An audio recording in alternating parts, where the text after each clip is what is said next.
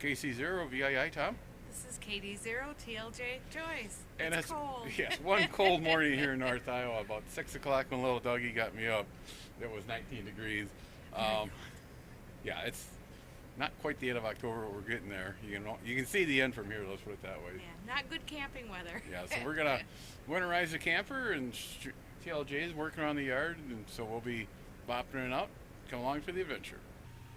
Okay, each fall I always say I'm going to make one of these videos, but people ask me at work, or I get an email from somebody, or somebody else asks, so we'll run through this real quick. Every motorhome's a little bit different, so our travel trailer, RV, let's call it, sorry about that. So best thing to do is pull out your owner's manual, mine's somewhere up there I think, and go through how they recommend to winterize it, or take it to a place to winterize it. It's not that hard to winterize it. Big thing that we do here, all the electronics that we can pull out, the TV, the radios, and some of the other electronics, we'll pull out, store in the basement, just so they're out of the cold. Any paper products, toilet paper, napkins, paper towels, we make sure we pull. Any remaining food items we'll pull also. So that doesn't give the mice a reason to be here for food or to make a nest. Even some of the towels we'll take in, so no nesting material. Then I go around the outside, and if there's any holes that a cable transfers through, satellite cable, power cable, I make sure there's stuff full of like steel wool, or if they got a cap, put the cap on. That way the mice can't get inside. If it's a damage, something hit the bottom of the camper, we got an opening, usually I'll put a piece of plywood, screw that over the hole, and put some silver tape, or somehow keep that closed so the critters can't come in. The antifreeze, we use, just the pink stuff. There's different types out there. The owner's manual will tell you, a lot of them will recommend the non-alcohol based ones, because that can damage the rubber in your valves in the pump, so want to make sure you use the correct antifreeze. Most of the new campers have a built-in bypass system with a hot water heater. Most hot water heaters will hold 6 to 10 gallons depending on the size, so we don't really need to fill that up full of antifreeze, and same with your fresh water tank. Where you want to have the antifreeze at is a place where if it does freeze and expands, it's not going to damage anything. If you dump your freshwater tank, your black tank, and your gray tank, and there's always going to be a little residual in there, it's going to freeze, and if it does, it's going to expand and not do any damage. But in the water lines and the hot water heater, you could run into a problem there, so that's why they have these bypass kits on. So what I always do is make sure the lines, everything's good and drained after the last use, and I'll show you how we do it here. So a lot of the newer campers have a lot of stuff built in to make it a lot easier to winterize it. On these older girls, there's some tricks I'll show you. Down here is under the bed. This is our hot water heater, and you can pick up these little bypass kits. A couple different manufacturers make them. You get them for under $20. This would hold 6 gallons of antifreeze. Well, at $4 or $5 a gallon, depending on where you buy it. This kit cost me like $19. So after the first season, it would pay for itself. What it is just 2 ball valves, 3-way valves, and a hose. And during normal camping, get over here, you can see it, we're allowing the water to go in the bottom, heats up, comes out here in the top. When we get into camping season, we turn the bypass valves to disconnect the water heater, so when we go to winterize it, the water's going to come in on the bottom, the antifreeze actually, and come out to the top by this bypass, so it's saving us from getting our 6 gallons that we don't really need. Down here, I don't know if you can see it too good, but there are 2 drop valves. Make sure those are closed on this girl. One's on the inlet to the hot water heater, one's on the outlet, and make sure those are closed, because like I said, when we're done camping, I usually will pop those open.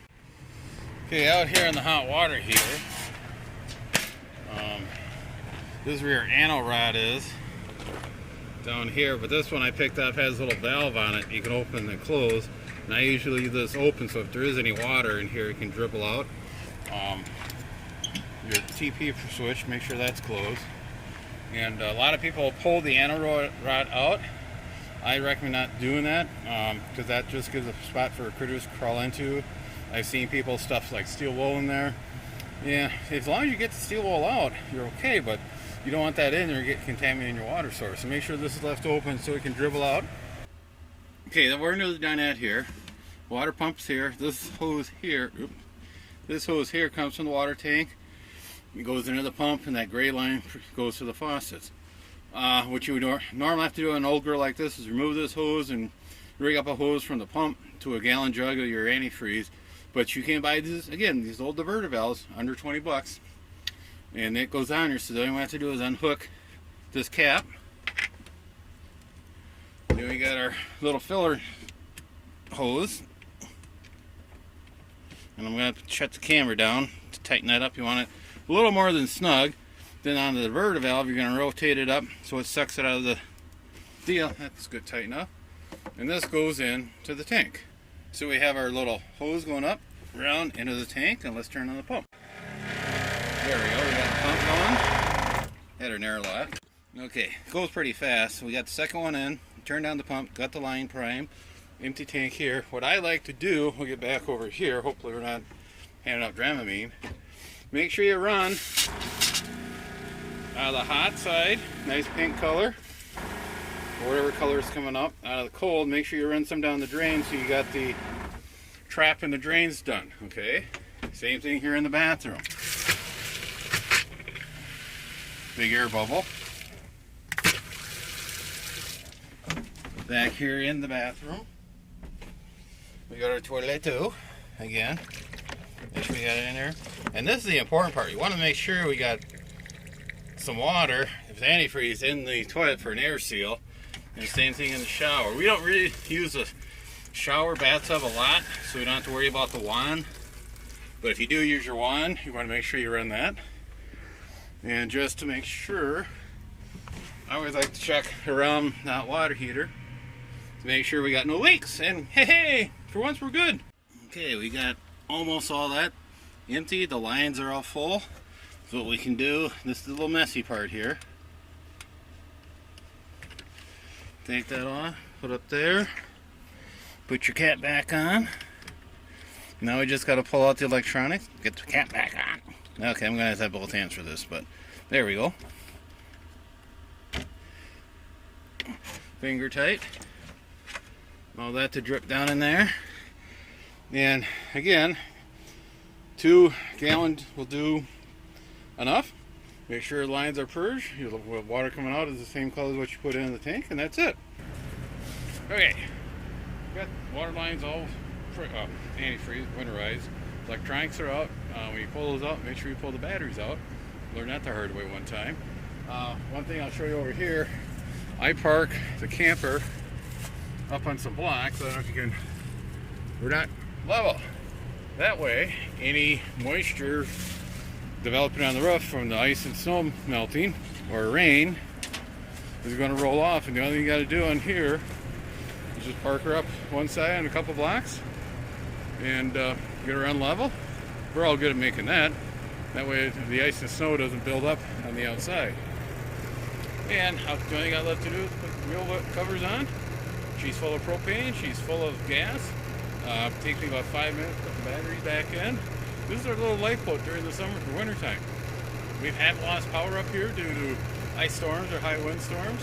We just move out here, throw the batteries in, fire up the engine, let it idle for like a half hour to get the engine nice and warm, keep a little update charge on the batteries, and we can stay out there until they get power back on. Throughout the winter, usually the first Saturday of the month, I do start the engine and let it run, like I said, for about a half hour. Make sure everything's nice and lubricated, the antifreeze gets pumped around. And if there's something bad outside the road conditions, we'll actually get into a quick little run to Osage, get something to eat and come back. Just keep everything moving and lubed up. So again, every RV is going to be a little different on winterization.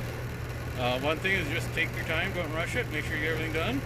I've took quite a few breaks. If you notice the hat, the call sign moves around. It's about 30 degrees outside here right now. In the camper's about 70. In the house, right now the greenhouse is about 80 degrees. So you gotta add layers, remove layers, and keep yourself from sweating. 7-3 everybody. Have a safe winter. Be sure to tell your friends, neighbors, other hams. Subscribe, hit that bell to get notification when new videos come out. Add comments below. 7-3 everybody.